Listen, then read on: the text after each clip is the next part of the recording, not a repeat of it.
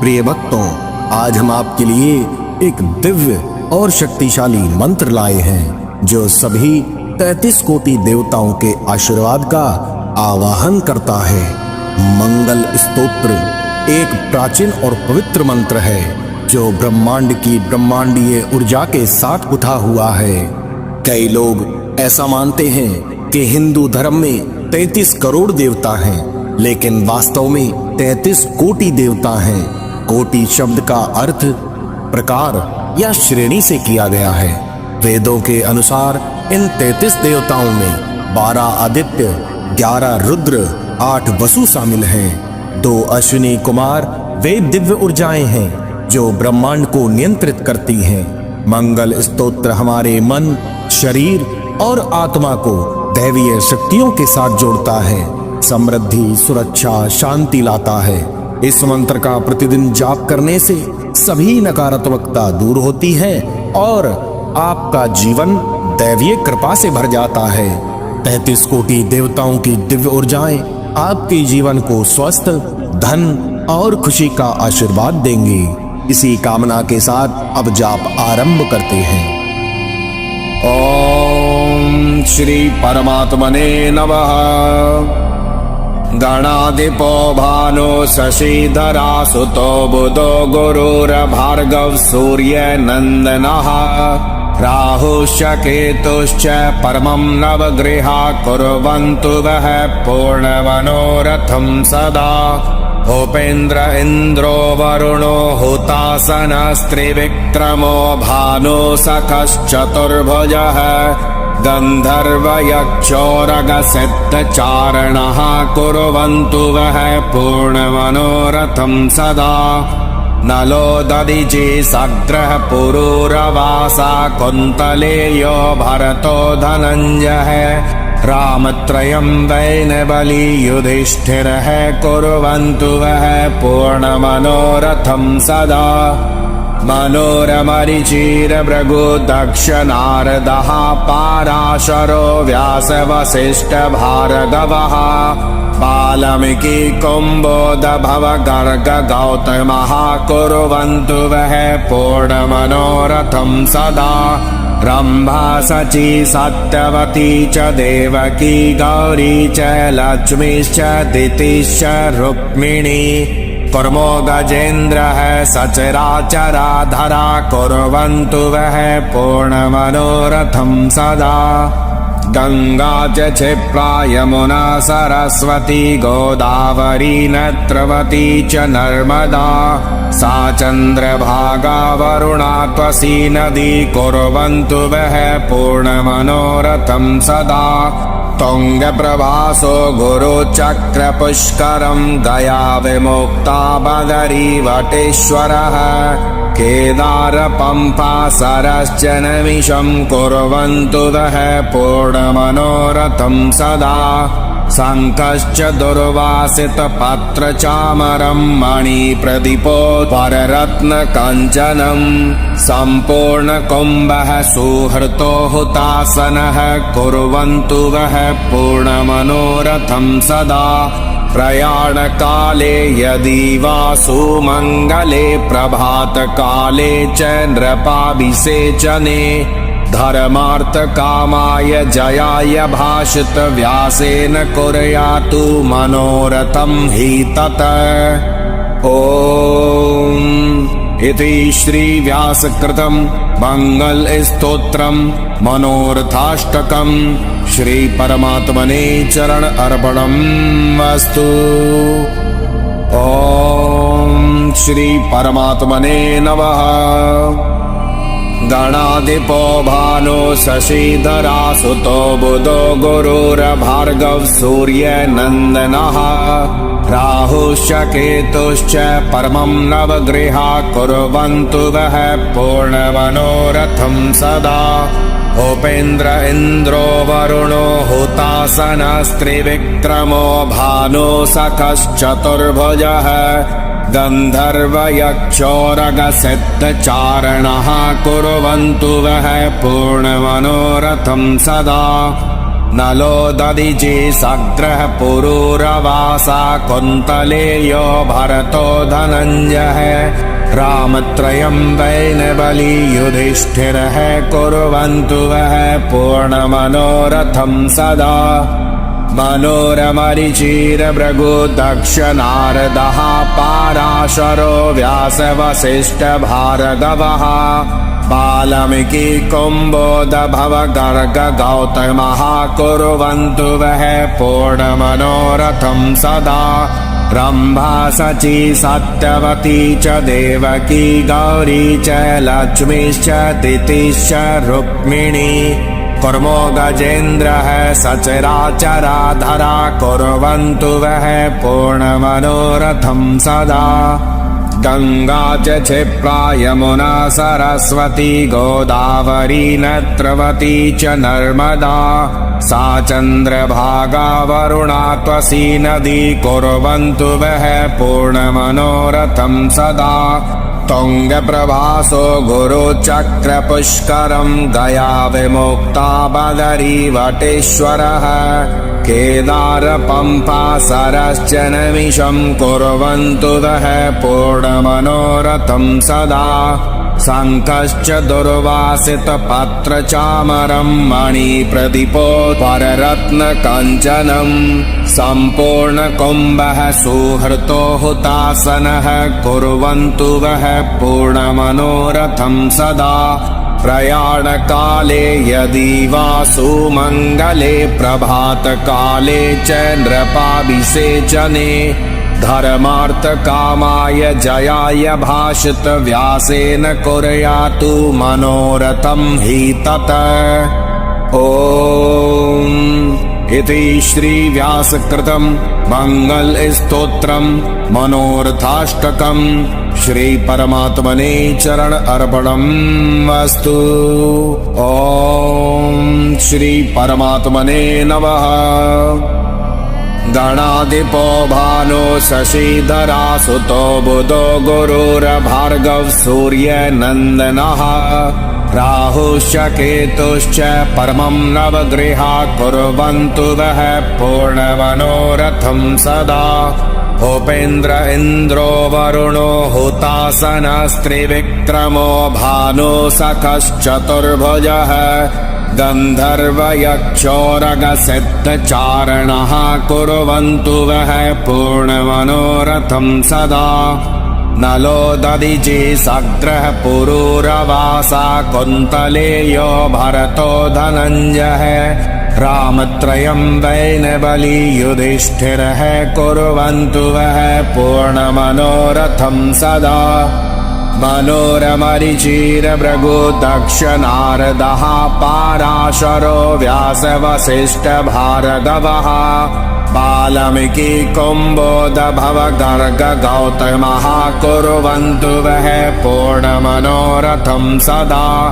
रम्भा शची सत्यवती च देवकी गौरी च लक्ष्मीश्च दितिश्च रुक्मिणी कुर्मो गजेन्द्रः सचराचराधरा कुर्वन्तु वः पूर्णमनोरथं सदा। गंगा च क्षिप्रा यमुना सरस्वती गोदावरी नेत्रवती च नर्मदा सा चन्द्रभागा वरुणा त्वसी नदी कुर्वन्तु वः पूर्णमनोरथं सदा। तुङ्गप्रभासो गुरुचक्रपुष्करं गया विमुक्ता बदरी वटेश्वरः केदार पम्पा सरश्च नमिषं कुर्वन्तु वः पूर्णमनोरथं सदा। शङ्खश्च दुर्वासितपत्रचामरं मणिप्रदीपोत्पररत्नकञ्चनं सम्पूर्णकुम्भः सुहृतो हुतासनः कुर्वन्तु वः पूर्णमनोरथं सदा। प्रयाणकाले यदि वा सुमङ्गले प्रभातकाले च नृपाभिषेचने धर्मार्थकामाय जयाय भाषित व्यासेन कुर्यातु मनोरथं हि ततः। ॐ इति श्री व्यासकृतं मंगलस्तोत्रं मनोरथाष्टकं श्री परमात्मने चरण अर्पणम् अस्तु। ओम श्री परमात्मने नमः। गणाधिपो भानो शशिधरा सुतो बुधो गुरुर्भार्गव सूर्यनन्दनः राहुश्च केतुश्च परमं नवग्रहा कुर्वन्तु वः पूर्णमनोरथं सदा। भूपेन्द्र इन्द्रो वरुणो हुतासनस्त्रिविक्रमो भानो सखश्चतुर्भुजः गन्धर्वयक्षोरगसिद्धचारणः कुर्वन्तु वः पूर्णमनोरथं सदा। नलो दधिचि सग्रः पुरूरवासा कुन्तलेयो भरतो धनञ्जयः रामत्रयं वैनबली युधिष्ठिरः कुर्वन्तु वः पूर्णमनोरथं सदा। मनोरमरिचिरभृगु दक्ष नारदः पाराशरो व्यासवसिष्ठभार्गवः वाल्मीकि कुम्भोदभव गर्ग गौतमः कुर्वन्तु वः पूर्णमनोरथं सदा। रम्भा शची सत्यवती च देवकी गौरी च लक्ष्मीश्च दितिश्च रुक्मिणी कुर्मो गजेन्द्रः सचराचराधरा कुर्वन्तु वः पूर्णमनोरथं सदा।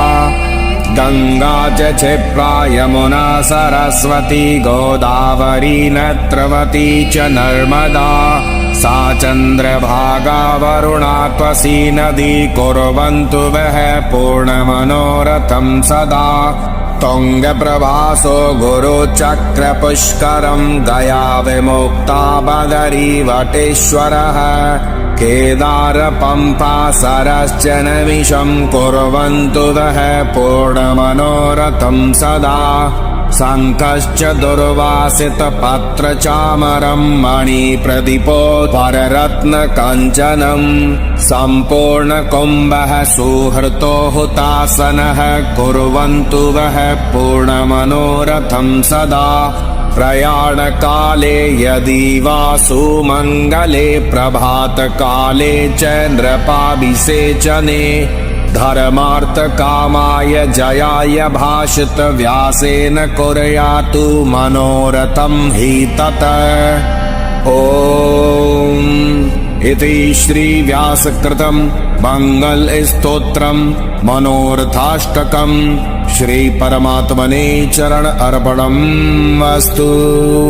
ओम श्री परमात्मने नमः। गणाधिपो भानो शशिधरा सुतो बुधो गुरुर्भार्गव सूर्यनन्दनः राहुश्च केतुश्च परमं नवग्रहा कुर्वन्तु वः पूर्णमनोरथं सदा। भूपेन्द्र इन्द्रो वरुणो हुतासनस्त्रिविक्रमो भानो सखश्चतुर्भुजः गन्धर्वयक्षोरगसिद्धचारणः कुर्वन्तु वः पूर्णमनोरथं सदा।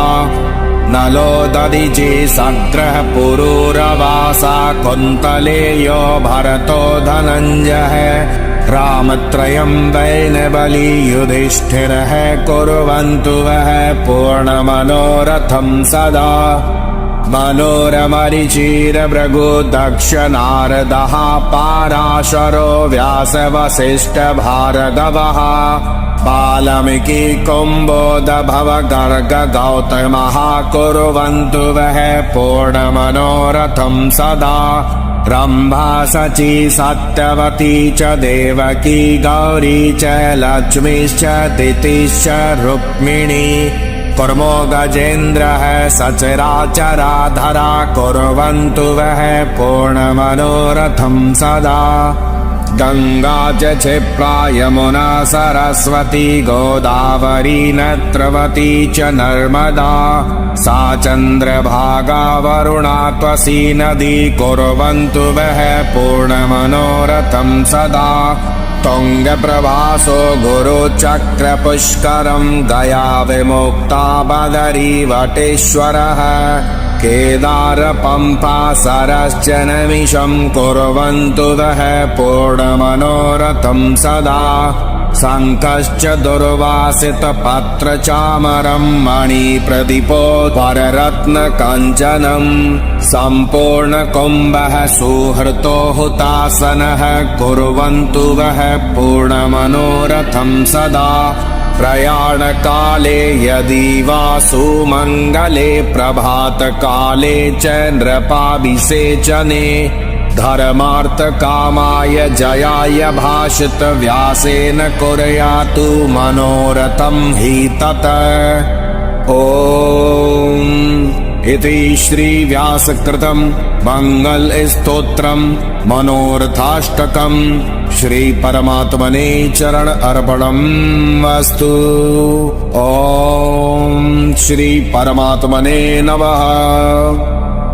गणाधिपो भानो शशिधरा सुतो बुधो गुरुर्भार्गव सूर्यनन्दनः राहुश्च केतुश्च परमं नवग्रहा कुर्वन्तु वः पूर्णमनोरथं सदा भूपेन्द्र इन्द्रो वरुणो हुतासनस्त्रिविक्रमो भानो सखश्चतुर्भुजः गन्धर्वयक्षोरगसिद्धचारणः कुर्वन्तु वः पूर्णमनोरथं सदा नलो दधिचे सग्रह पुरूरवासा कुन्तलेयो भरतो धनञ्जयः रामत्रयं वैनबली युधिष्ठिरः कुर्वन्तु वः पूर्णमनोरथं सदा मनोरमरिचिरभृगु दक्ष नारदः पाराशरो व्यासवसिष्ठभार्गवः वाल्मीकि कुम्भोदभव गर्ग गौतमः कुर्वन्तु वः पूर्णमनोरथं सदा रम्भा शची सत्यवती च देवकी गौरी च लक्ष्मीश्च दितिश्च रुक्मिणी कुर्मो गजेन्द्रः सचराचराधरा कुर्वन्तु वः पूर्णमनोरथं सदा गंगा च क्षिप्रा यमुना सरस्वती गोदावरी नेत्रवती च नर्मदा सा चन्द्रभागा वरुणा त्वसी नदी कुर्वन्तु वः पूर्णमनोरथं सदा तुङ्गप्रभासो गुरुचक्रपुष्करं गया विमुक्ता बदरी वटेश्वरः केदार पंपा सरश्च नमिषं कुर्वन्तु वः पूर्णमनोरथं सदा शङ्खश्च दुर्वासितपत्रचामरं मणिप्रदीपोपररत्नकाञ्चनं सम्पूर्णकुम्भः सुहृतो हुतासनः कुर्वन्तु वः पूर्णमनोरथं सदा प्रयाणकाले यदि वा सुमङ्गले प्रभातकाले च नृपाभिषेचने धर्मार्थकामाय जयाय भाषित व्यासेन कुर्यातु मनोरथं हि तत्। ॐ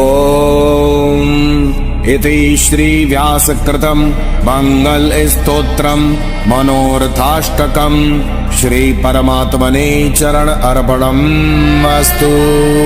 ॐ श्री परमात्मने नमः। गणाधिपो भानो शशिधरा सुतो बुधो गुरुर्भार्गव सूर्यनन्दनः राहुश्च केतुश्च परमं नवग्रहा कुर्वन्तु वः पूर्णमनोरथं सदा भूपेन्द्र इन्द्रो वरुणो हुतासनस्त्रिविक्रमो भानो सखश्चतुर्भुजः गन्धर्वयक्षोरगसिद्धचारणः कुर्वन्तु वः पूर्णमनोरथं सदा नलो दधिचे सग्रह पुरूरवासा कुन्तलेयो भरतो धनञ्जयः रामत्रयं वैनबली युधिष्ठिरः कुर्वन्तु वः पूर्णमनोरथं सदा मनोरमरिचिरभृगु दक्ष नारदः पाराशरो व्यासवसिष्ठभार्गवः बाल्मीकि कुम्भोद्भव गर्ग गौतमः कुर्वन्तु वः पूर्णमनोरथं सदा रम्भा शची सत्यवती च देवकी गौरी च लक्ष्मीश्च दितिश्च रुक्मिणी कुर्मो गजेन्द्रः सचराचराधरा कुर्वन्तु वः पूर्णमनोरथं सदा गंगा च क्षिप्रा यमुना सरस्वती गोदावरी नेत्रवती च नर्मदा सा चन्द्रभागा वरुणा त्वसी नदी कुर्वन्तु वः पूर्णमनोरथं सदा तुङ्गप्रभासो गुरुचक्रपुष्करं गया विमुक्ता बदरी वटेश्वरः केदार पंपा सरश्च नमिषं कुर्वन्तु वः पूर्णमनोरथं सदा शङ्खश्च दुर्वासितपत्रचामरं मणिप्रदीपोपररत्नकञ्चनं सम्पूर्णकुम्भः सुहृतो हुतासनः कुर्वन्तु वः पूर्णमनोरथं सदा प्रयाणकाले यदि वा सुमङ्गले प्रभातकाले च नृपाभिषेचने धर्मार्थकामाय जयाय भाषित व्यासेन कुर्यातु मनोरथं हि तत् ॐ इति श्रीव्यासकृतं मङ्गलस्तोत्रं मनोरथाष्टकं श्रीपरमात्मने चरण अर्पणम् अस्तु।